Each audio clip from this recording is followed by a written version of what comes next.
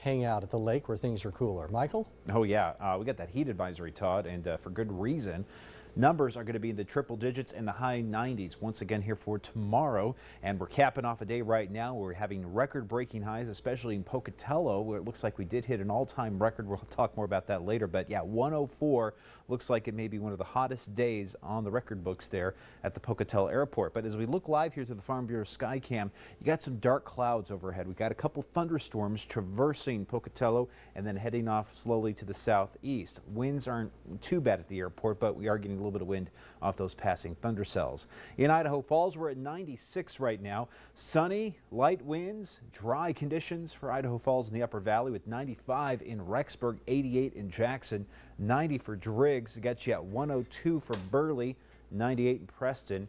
In central Idaho, with some of the passing thunderstorms, the temperatures did come down just a little bit, but they're coming right back up into the lower 90s right now for Chalice and Salmon, and 103 right now for Boise. Let's go back to central Idaho. We've had some fairly raucous weather coming through with the thunderstorm just around Chalice and portions of central Custer County. Reports we saw wind gusts of excess of 60 miles an hour. That was from weather spotters there with the thunderstorms that came through Custer County. Now that thunder cell is getting up and over the mountains into Lemhi County. Then it's going to push further into Montana, and now we're just starting to see the thunderstorms push a little bit closer into Island Park tonight. So you can see the general trend of these thunderstorms coming out of central Idaho through southern Montana and then continuing to chug along towards Island Park and West Yellowstone this evening. Also, there's that one little thunderstorm cell here just outside of Pocatello, and we're also just seeing a few clouds here on Viper radar, but nothing too major at this point.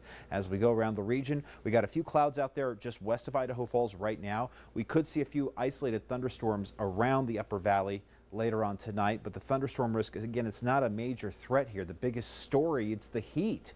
And we have another hot day on tap here for Saturday. A couple of isolated thunderstorms still in the mix. And as we go into Sunday, we're working on the same thing. Quiet in the morning, hot afternoon, a couple thunderstorms out there, but nothing major. High pressure not only affecting us here locally, this is region-wide for the entire western half of the United States.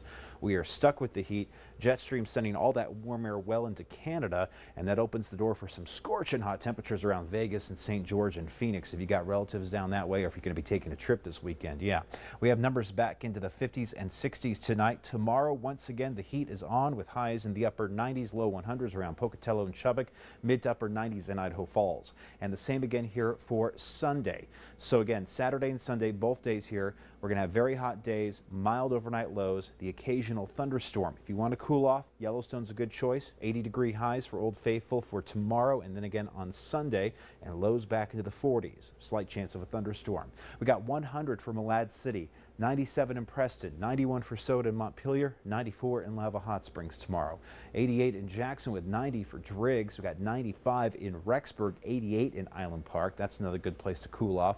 91 in Mackey, 95 in Arco, 89 in Stanley with highs in the Snake River Plain. Idaho Falls at 97 tomorrow, 100 in Pocatello, 100 in Burley, 98 in American Falls and Aberdeen. Check out that 8-day forecast. It's going to be hot for the entire weekend stretch. We'll carry the heat through Monday as well with highs into the mid-90s. Temperatures will start easing up a little bit by Tuesday and Wednesday. We go from the mid-90s down to the lower 90s. So we'll still be pretty warm for a good chunk of that forecast even through next week. Pocatello, 99 for Sunday, 98 on Monday.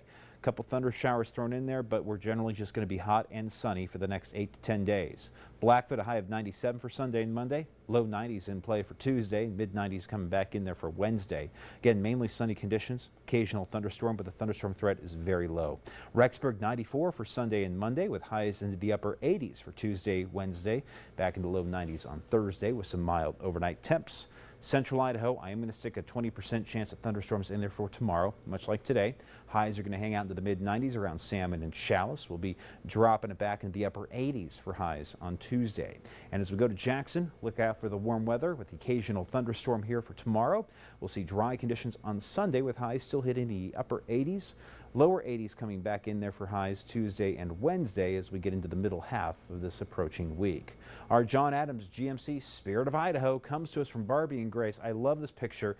I'm actually used it at the beginning of the month, but now I'm bringing it back here for the end of this month. And it's just a beautiful farm reflection, as it's called. That's what the picture is entitled Farm Reflections. You got the beautiful sunset here and the glow reflecting in the pond below. Just kind of a neat shot It is there. pretty. It is. I like that. Good colors. Okay, let's bring Dylan in here because I think